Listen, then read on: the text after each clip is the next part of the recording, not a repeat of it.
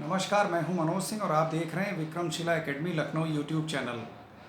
कल 15 अगस्त लाल किले की प्राचीर से प्रधानमंत्री मोदी ने बहुत सारी घोषणाएं करी और उसमें जो सबसे महत्वपूर्ण जो घोषणा थी वो कर सुधारों में थी। कर सुधार जीएसटी में जो रोज़मर्रा की वस्तुओं पर जो जीएसटी लगती है उसमें एक बड़े सुधारों की बात कही पीएम मोदी ने और ये कहा कि दिवाली तक हम इसमें काफ़ी हद तक सुधार कर लेंगे। और आयकर जो स्लैब्स थे, आयकर जो छूट थी, उसके बाद जो जीएसटी यानी जो गुड्स एंड सर्विसेज टैक्स है, इसमें प्रधानमंत्री की इस घोषणा ने लोगों में विशेषकर मध्यम वर्ग में काफ़ी उत्साह बढ़ा दिया है। और घोषणा के कुछ घंटों के बाद ही सरकार अपनी तेज़ी में आ गई और उसने जीएसटी सुधारों से जुड़ा जो प्रस्ताव था वो राज्यों को विचार के लिए भेज दिया। तो अब पीएम मोदी ने जो घोषणा की है या जो प्रस्ताव राज्यों की तरफ भेजा गया है उसमें मुख्य मुख्य बातें क्या हैं, इसको हम लोग जान लेते हैं। तो जब हम कोई सामान खरीदते हैं या कोई सेवा खरीदते हैं, गुड्स एंड सर्विसेज, तब हमको कुछ ना कुछ टैक्स देना पड़ता है और वो टैक्स केंद्र और राज्यों के बीच बंटता है। ये जो टैक्स जीएसटी की जो स्लैब्स हैं, अभी 4 प्रकार की दरें हैं: 5%, 12%, 18% और 28%। यानी कुछ वस्तुओं पर 5% जीएसटी लगता है, कुछ पर 12%, कुछ पर 18% और कुछ वस्तुओं पर 28% टैक्स लगता है। अब ये जो 4 दरें हैं, अब इनको घटा करके मात्र 2 दरें करने का प्रस्ताव सरकार ने किया है। और ये जो 2 दरें होंगी, पहली 5% की और दूसरी 18% की। और निश्चित रूप से इससे जीएसटी जो कर प्रणाली है वो काफ़ी सरल हो जाएगी और मध्यम वर्ग को काफ़ी फ़ायदा होगा।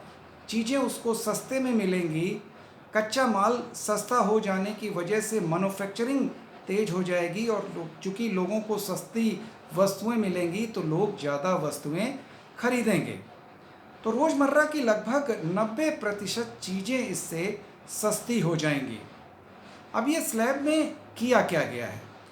दरअसल 5% वाले स्लैब में जो नेक्स्ट आपका जो 12% जिन पे स्लैब लगता था, जिन चीज़ों पर टैक्स जीएसटी 12% लगता था, वो मैक्सिमम चीज़ों पर टैक्स अब 5% हो जाएगा। इसी प्रकार जिन चीज़ों पर 28% टैक्स लगता था वो 18% के स्लैब पर आ जाएंगी। लगभग 90% 28% स्लैब में जो जीएसटी के स्लैब में आता है वो 18% उन पर टैक्सेस लग जाएगा और इससे काफ़ी हद तक राहत मिलेगी उद्योग जगत को, मध्यम वर्ग को।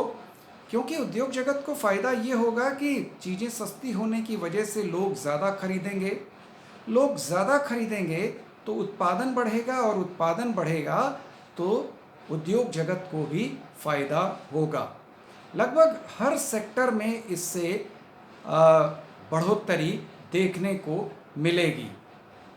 लेकिन इन 2 दरों के अलावा जो 5% और 18% का है, इसके अलावा भी विशेष 2 दरों की भी बात की गई है।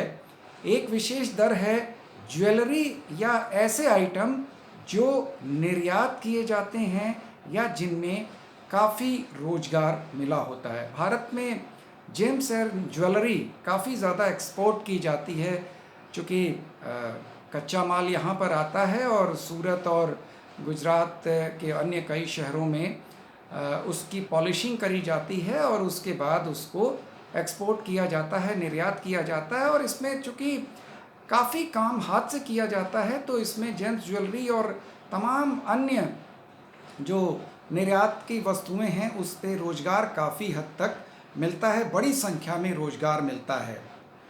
चूँकि इन वस्तुओं का निर्यात किया जाता है तो निर्यात में ऑब्वियसली वस्तुएं अगर भारत में सस्ती पड़ेंगी तो उन्हें निर्यातकों को आसानी होगी बाहर बेचने में, और जब बाहर बेचेंगे तो बड़ी मात्रा में विदेशी मुद्रा मिलेगी और भारत के तमाम लोगों को उससे रोजगार मिलेगा। तो ये जो विशेष दर है, जो ज्वेलरी या निर्यात वाले जो आइटम हैं उन पर जो जीएसटी रखा गया है मात्र 0.5% से 1%। एक प्रकार से देखा जाए तो एकदम नॉमिनल जीएसटी रखा गया है, और इसका उद्देश्य यही है कि इस पर टैक्सेशन इतना कम हो कि जो निर्यातक हैं उनको प्रोत्साहन मिले कि वे अपना जो जेम्स ज्वेलरी या अन्य जो निर्यात उन्मुखी जो वस्तुएं हैं उनको वो विदेश भेजें, क्योंकि उनको ये यहाँ पर सस्ती पड़ रही हैं। जब यहाँ पर उनको सस्ती पड़ेंगी ड्यू टू जीएसटी, तो वो विदेशों में भी सस्ता माल बेच पाएंगे, और चूँकि विदेशों में जब सस्ता वो बिकेंगी तो विदेशी या जो विदेश से उनको निर्यात ऑर्डर भी ज़्यादा मिलेंगे। एक जो दूसरी जो विशेष दर और जो बनाई गई है उसमें पान मसाला या गुटखा या इस प्रकार की जो स्वास्थ्य के लिए हानिकारक चीज़ें हैं उनको रखा गया है। इसमें 7 उत्पादों को रखा गया है और उन पर जो जीएसटी है वो 40% रखा गया है, 40%। यानी गुटखा, पान मसाला इत्यादि जो 7 उत्पाद हैं जो स्वास्थ्य के लिए हानिकारक होते हैं, उन वो वस्तुएं अब महंगी हो जाएंगी। यानी अगर जीएसटी के इन प्रस्तावों को मान लिया जाता है तो गुटखा वगैरह अब भविष्य में काफ़ी महंगा हो जाएगा, और इसका उद्देश्य है कि लोगों को हतोत्साहित करना स्वास्थ्य के लिए जो हानिकारक वस्तुएं हैं उनसे। इसके अलावा इन 2 दरों के अलावा जीएसटी में अभी आपने तमाम शिकायतें सुनी होंगी व्यापारियों की, व्यवसायियों की, कि जीएसटी दरों की जो क्लिष्टता है, उसके प्रारूप और प्रक्रिया में जो कठिनता है वो उनको दिक्कत देती है। तो सरकार ने कर सुधारों में प्रारूप और प्रक्रिया पर भी विशेष बल दिया है। अब चूँकि प्रधानमंत्री के भाषण के कुछ घंटों के बाद ही ये जो कर सुधार जीएसटी में जो किए गए हैं उसका प्रपोज़ल या उसका प्रस्ताव राज्यों को विचार के लिए भेज दिया गया है, क्योंकि जीएसटी में कोई भी संशोधन होगा तो उसमें राज्यों की भी सहमति आवश्यक है, क्योंकि जीएसटी काउंसिल में जिसका अध्यक्ष भारत का वित्त मंत्री होता है और मेंबर्स में सभी राज्यों के मुख्यमंत्री होते हैं, और विशेष बहुमत द्वारा ही जीएसटी में किसी भी प्रकार का अमेंडमेंट या किसी भी प्रकार का परिवर्तन किया जा सकता है। तो तमाम राज्यों की सहमति भी इस जीएसटी परिवर्तन के लिए आवश्यक होगी। अब चूँकि भारत के बहुत सारे राज्यों में भाजपा शासित राज्य सरकारें हैं, तो वहाँ पर तो इन प्रस्तावों को सहमति आसानी से मिल जाएगी, लेकिन जिन राज्यों में विपक्षी दलों की सरकारें हैं उनकी तरफ से कुछ विरोध की संभावना हो सकती है, क्योंकि निश्चित रूप से जीएसटी की दरों के कम हो जाने के कारण राज्यों के जो आय है उसमें कमी आएगी, उनकी जो आमदनी है उसमें कमी आएगी, और ये उनके विरोध का कारण होगा।